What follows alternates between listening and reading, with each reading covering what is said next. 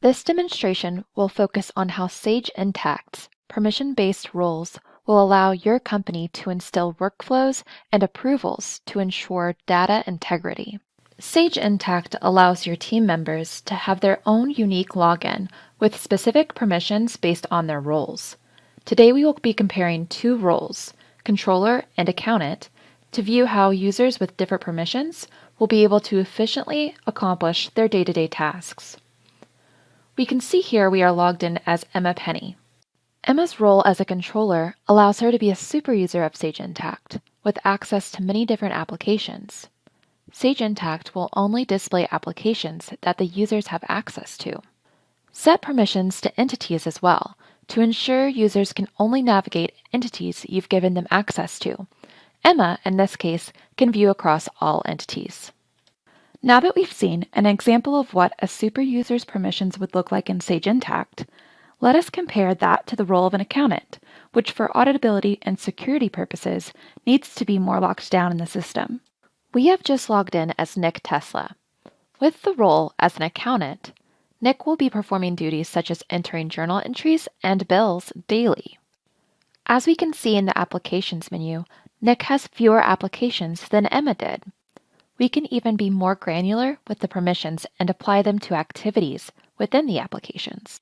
By allowing Nick to only access the applications he needs, we can ensure he is laser focused on the tasks at hand.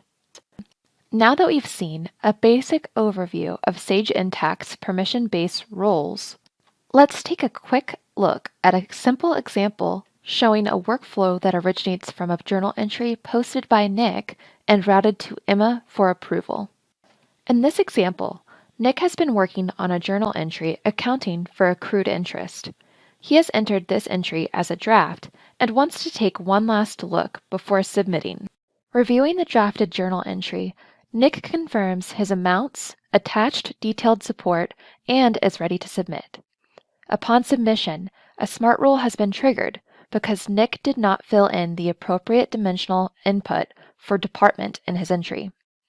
SMART rules will ensure that your users are recording the information needed for strategic reporting insights.